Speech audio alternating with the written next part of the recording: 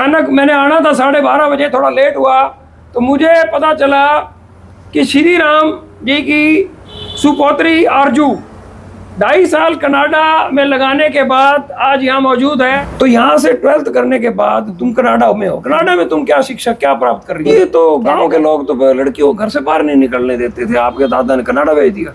बिल्कुल sir, I am lucky in this concept. Sir जैसे मैंने बताया, मैंने शुरू से कोई मेहनत नहीं किया था। 12th क्लास में ही मेरा डिसाइड हुआ था मुझे जाना।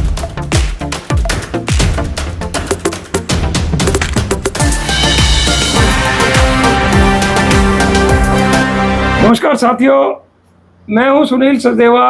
आप देख रहे हैं हरियाणा जनादेश टाइम्स। साथियों, आज हम गांव खजूरी के एक सामाजिक सोच के, प्रोग्रेसिव सोच के श्री राम बिश्नोई मेरे पिता तुल्य हैं। उनकी ओम विष्णु फ्रूट नर्सरी गांव जलनिया से ठीक पहले है। मेरे साथ बहुत प्यार करते हैं।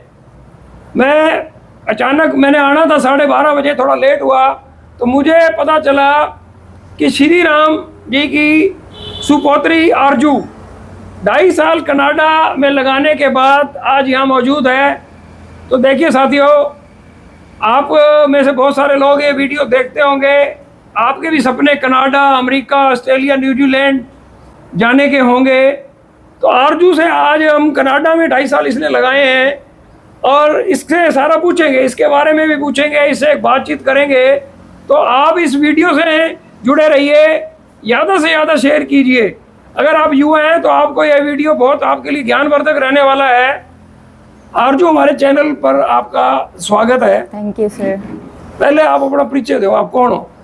सर मैं आरजू हूँ और मैं इंडियन ही हूँ, बट मैंने कैनेडियन एजुकेशन सिस्टम में अपने एजुकेशन के लिए मैंने सोचा और आई गॉट लकी कि मेरे पेरेंट्स माने और मैं वहाँ गई। और मेरी अब तक की जितनी इन्वेस्टमेंट है एजुकेशन में, मैं ना आगे पूछूंगा आपसे सारी इस चीज़ की। आरजू, पहले तो ये बताओ कि आपके दादा क्या काम करते हैं? सर वो फार्मर भी है और छोटा सा नर्सरी का बिजनेस भी है उनका। तो आपके दादा पढ़े लिखे हैं? एजुकेशनल सिस्टम से तो नहीं, लेकिन उन्होंने अपने भाइयों को और अपने सिबलिंग्स को देख के सारा कुछ पढ़ा है। प्रोग्रेसिव सोच के साथ हर किसी को आगे बढ़ने के लिए प्रेरित करते हैं, मेरी जानकारी है। ऐसा है? हाँ जी बिल्कुल। तो आपके पापा राधेश्याम बिश्नोई कितना पढ़े हैं? उन्होंने 12th किया है और उन्होंने एक डिप्लोमा किया है प्लांटिंग के अंदर ही। अच्छा। तो आपकी मम्मा का नाम क्या है? मेरी मम्मा का नाम सुमन देवी है। वो भी पढ़े हुए हैं? हाँ, वो भी पढ़े हुए हैं। तो आप कनाडा कब गए? मैं 2023 में गई थी। यहाँ क्या एजुकेशन की थी तब? उससे पहले आपने कनाडा? मैंने सिर्फ 12th ही किया था और आइल्स का एग्जाम दिया था बस। 12th। तो आपने अपनी पहली कक्षा कहाँ से शुरू की? कहाँ से शुरू हुई स्कूलिंग आपकी? मेरी नर्सरी से फर्स्ट तक तो मैंने यही गांव में गुरु जुम्बेश्वर स्कूल है वहाँ पे किया था। खजूरी में? जलनिया में, जो यहाँ पे रोड पे आता है। जलनिया में, ठीक है। और फर्स्ट से 8th तक मैंने सीमा संस्कार स्कूल में किया था, जो भट्टू रोड पे है। ठीक है। फिर मैंने 2 साल ऑक्सफोर्ड में किया था। फिर +1 +2 मैंने क्रिश्चियन स्कूल से किया था। आरजू, तुम्हारी उपलब्धियां तो अभी लोगों को पता लगने वाली हैं। मेरे को तो ये लगा है कि कोई स्कूल मोहताज ही नहीं है। अगर प्रतिभा हो बच्चे में तो स्कूल तो एक मेरे ख्याल है सिर्फ फॉर्मेलिटी है। कहते भगवान तो आप कहीं भी मर्जी देख लो और उसको पूजा कर लो, पालो। क्या ऐसा नहीं लग रहा कि तुम्हारी स्कूली शिक्षा जलनिया के स्कूल में, फिर तुम्हारी सीमा संस्कार स्कूल में, फिर ऑक्सफोर्ड स्कूल में, क्रिसेंट एक बड़ा नाम है। क्रिसेंट, उसमें कितने साल पढ़ी तुम? 2 साल पढ़ी मैं, +1 +2। तो तुम्हारी 2 साल की शिक्षा तो क्रिसेंट में, बड़े स्कूल में, ब्रांड नाम में। बाकी तो कोई स्कूल इतने पॉपुलर नहीं है। नहीं, बाकी तो नहीं है, नॉर्मल स्कूल है, रेगुलर। तो यहाँ से 12th करने के बाद तुम कनाडा में हो। कनाडा में तुम क्या शिक्षा क्या प्राप्त कर रही हो? मैं भी अपना अंडरग्रेड कर रही हूँ, बैचलर्स ऑफ कॉमर्स कोऑपरेटिव। तो ये तुम्हारा बचपन से सपना तुम्हारा खुद का था, किसी ने जगाया विदेश जाने का? नहीं, ऐसा नहीं था कि बचपन से था। 10th तक तो यही था कि कॉमर्स लेना है, CA करना है 12th तक। फिर अचानक हम किसी से मिलने गए, उनकी भी डॉटर थी, वो US रहती थी। तो उसको देख के मैंने और चीज़ें देखी जिसने मुझे काफ़ी फैसिनेट किया। और वहाँ का एजुकेशन सिस्टम है वो प्रैक्टिकल है, थियोरी कम है। तो वो मुझे काफ़ी अच्छा कंसेप्ट लगा, जिसके लिए मैंने और रिसर्च किया यूनिवर्सिटीज़ का और सब। और फिर मैंने उधर एडमिशन किया और पेरेंट्स का सपोर्ट तो था ही ऑलवेज। ये तो निश्चित है, कनाडा और इंडिया के एजुकेशन सिस्टम तो जमीन आसमान का फर्क होगा। बिल्कुल फ़र्क होता है वहाँ पे। प्रैक्टिकल ज़्यादा है। हाँ, प्रैक्टिकल है कि जितना आप पढ़ रहे हो ऐसा नहीं कि तुम साल के एंड तक क्रैम करो फिर तुम्हारा फाइनल एग्जाम है, नहीं। 4 महीने का सेमेस्टर है, उसमें 2 बार एग्जाम होता है। जितना 4 चैप्टर पढ़ा उसको तुम समझो, प्रैक्टिकल करो, एग्जाम दो, वो खत्म, फिर आगे नया पढ़ाते हैं। एक आपको यह भी एहसास हुआ कि हमारी शिक्षा काल्पनिक ज्यादा है, हाँ ऐसा है हिंदुस्तान की शिक्षा में? बिल्कुल। हम जितना मैंने चीज़ें पढ़ी हैं वो मुझे नहीं लगता मैंने अब तक उतनी देखी हैं। उसमें से आधी चीज़ें सच है जो कॉर्पोरेट लाइफ में हम फॉलो कर रहे हैं, सारी चीज़ें नहीं हैं। वो कुछ सिर्फ पढ़ने के लिए और अंडरस्टैंडिंग के क्या लिए बनने का चीज़ें हैं। सपना है? मेरा अभी तो मैं बीकॉम कर रही हूँ, बट मेरे को CFA या फिर CPA करना है। प्रोफेशनल प्रोग्राम्स है वहाँ पे, फिर खुद का प्रैक्टिस करना है। आपने बताया कि मैं 19 साल की हूँ। जब आपसे बातचीत ऑफ द रिकॉर्ड हो रही थी कैमरे से, तो आपको 16.5 साल की उम्र में आप चले गए हो? बिल्कुल, अभी मैं 20 की हो जाऊंगी इस ईयर में, बट हाँ मैं चली गई थी 18 से, माइनर में ही गई तो थी। ये तो गांव के लोग तो लड़कियों को घर से बाहर नहीं निकलने देते थे, आपके दादा ने कनाडा भेज दिया। बिल्कुल sir, I am lucky in this concept. अच्छा। यस। तो आपको ये वहाँ सारा, अब कितने लगातार, मतलब 2.5 साल वहाँ रहे आप? उस बीच में आए थे 2.5 साल? वहीं थी मैं। अब कब आए हो वापिस? अभी मैं 27 को ही आई हूँ। अब आपने ये बताइए कि बहुत सारे बच्चों के सपने हैं। हाँ जी। मैं एक शिवपुरी का संचालन करता हूँ, वहाँ पार्क में बैठता हूँ, बड़े बच्चे आते हैं। कोई तो एक मेरे पास आती है खुशबू छाबड़ा, बेटी छोटी सी है, वो 17 साल की होगी, 16-17 साल की। वो भी कहती है मैं डॉक्टर बनूंगी। मतलब सपने हैं। विदेश जाने के सपने पूरे करने के लिए क्या मेहनत करनी चाहिए? सर जैसे मैंने बताया, मैंने शुरू से कोई मेहनत नहीं किया था। 12th क्लास में ही मेरा डिसाइड हुआ था मुझे जाना है। 12th में ही मैंने सिर्फ यहाँ तक मैंने अपना एजुकेशन पे फोकस किया, जो यहाँ की थी, उधर का कुछ नहीं था। फिर मैंने 12th के साथ अपना IELTS का एग्ज़ाम दिया, बोर्ड एग्ज़ाम से पहले, वो भी अच्छा पास हो गया था। फिर मैंने वहाँ गया, फिर वहीं से वहीं की एजुकेशन स्टार्ट की। यहाँ सिर्फ IELTS और मेरी इंग्लिश प्रिपरेशन ही थी बस, और ज़्यादा कुछ नहीं था। यहाँ के सिस्टम को कैसे सुधारा जाए? क्या क्या मतलब यहाँ एजुकेशन सिस्टम, कुछ आपने दिमाग में तो आता होगा ना भी, अगर हमारी स्कूली शिक्षा और बेहतर होती तो शायद कोई और अच्छी जगह पढ़ने का मौका मिलता।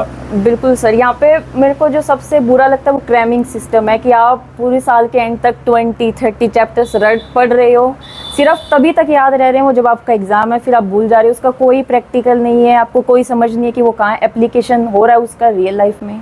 अगर उसको सुधारे तो बेटर है। प्लस मुझे लगता है कि जो हम हिस्ट्री पढ़ते हैं वो सही है कि हम पढ़ रहे हैं क्या किया, बट फ्यूचर में हमें कैसे आगे जाना है वो ज़रूर पढ़ाया जाना चाहिए, क्योंकि जब तक हम हिस्ट्री पढ़ रहे हैं हम वही पीछे वाला ही। मैंने एक परीक्षा ले रहा हूँ अचानक बीच में आपसे, मैं एक प्रश्न पूछ रहा हूँ, उसका जवाब देना, छोटा सा है।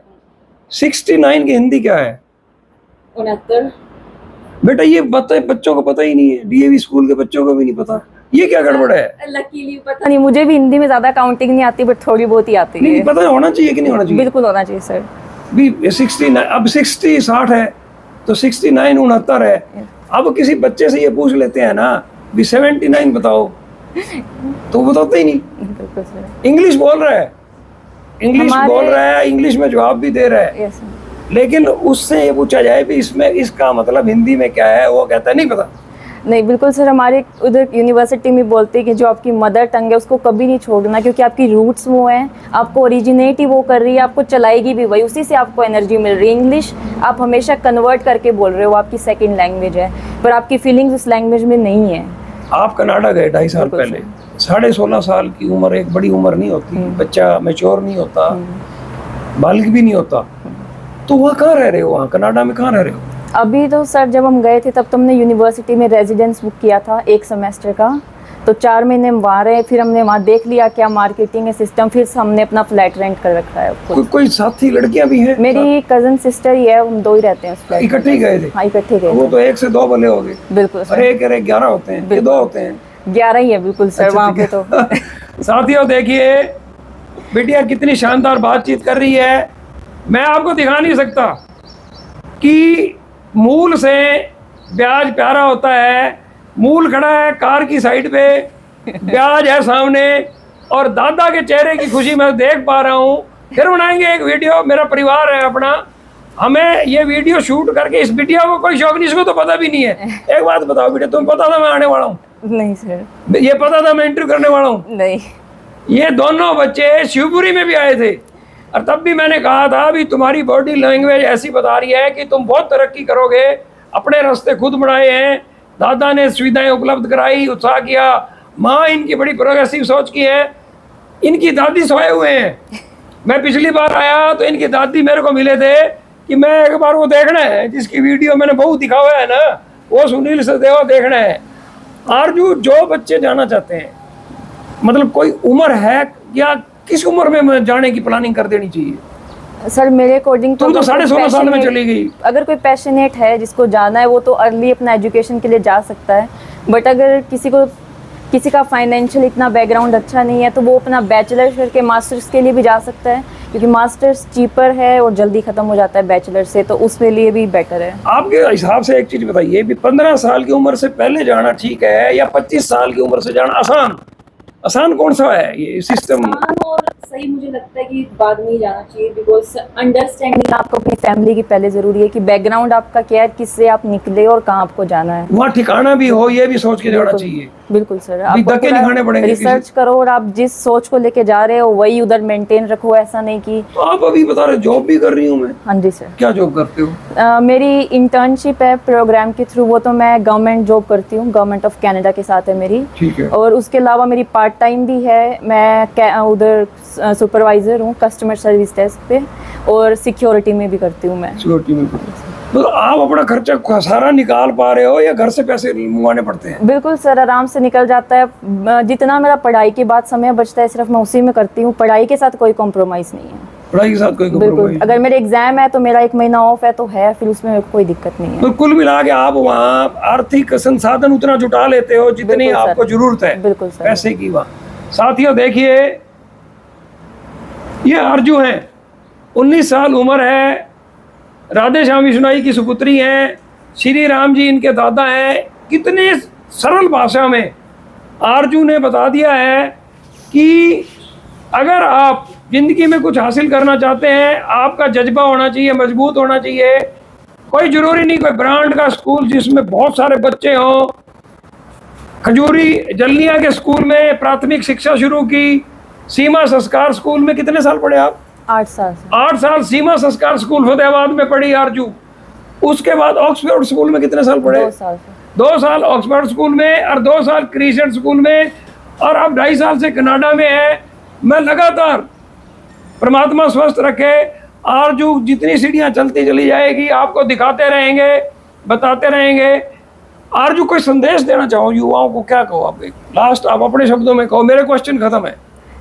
सर बस यही है कि उनको जो करना है, जिसमें उनका पैशन है उसको फॉलो करें, और अपनी फैमिली को देखते हुए, ऐसा नहीं कि अंधा सपना देख लिया जो हम पूरा नहीं कर सकते हैं, उसको करना है तो पहले उसके कैपेबल बनो फिर वो करो, लेकिन पहले उसको अचीव करो जो हम कर सकते हैं, और always aim high, that's the best point. मेरा क्वेश्चन तो नहीं था, मैं बीच में जोड़ूंगा इस क्वेश्चन को। ये हिंदुस्तान का युवा मोबाइल में उलझ गया है। मोबाइल में अगर सर सही यूज़ करो तो बहुत अच्छा है। लिंक्डइन करके एक ऐप है मोबाइल में, फेसबुक जैसा ही, उसके ऊपर इतनी इन्फॉर्मेशन है कि आपको वो चीज़ों की ज़रूरत ही नहीं है, आप वहीं से अपने कनेक्शन बना सकते हो, प्रोफेशनल ये कनेक्शन। आप वहाँ अपनी जैसे पढ़ते भी हो, जॉब भी करते हो, यस सर। कितने देर मोबाइल यूज, फालतू फंड की चीजें मोबाइल पे देखते हो आप? इतना टाइम नहीं मिलता, बट एंटरटेनमेंट के लिए जब ये फ्री है, आ रहे हैं जा रहे हैं, आने जाने का टाइम है, अगर फ्री संडे को है तो देख लिया, ऐसा है, सच नहीं कि कोई घंटा आधा घंटा ऐसे एवरेज देखते हो? ऐसा ही। हाँ साथियों देखिए, मोबाइल का सदुपयोग कीजिए। आरजू ने बताया कि मैं मोबाइल का साइट भी बताइए आपको भी, वहाँ बहुत सारी जानकारियाँ हैं। जानकारियाँ आपकी मुट्ठी में हैं, मोबाइल आपके हाथ में है, आपकी मुट्ठी में है। आपके विवेक के ऊपर है कि आप ज़िंदगी में क्या बनना चाहते हो, या आप अपने आप को अपनी ज़िंदगी के आगे सरेंडर करना चाहते हो, या नए नए रास्ते बनाना चाहते हो। मेरे हिसाब से आरजू से बातचीत में आपको यह पता लग गया होगा कि हौसले बुलंद हो तो कहीं भी लंबी उड़ान भरी जा सकती है। अगर आपके हौसले बुलंद नहीं है, परिवार साथ नहीं देता है, तो तभी जाकर दिक्कतें आती हैं। इस वीडियो को आप ज़्यादा से ज़्यादा शेयर कीजिए। हरियाणा जनादेश टाइम्स को आप ज़्यादा से ज़्यादा फॉलो कीजिए।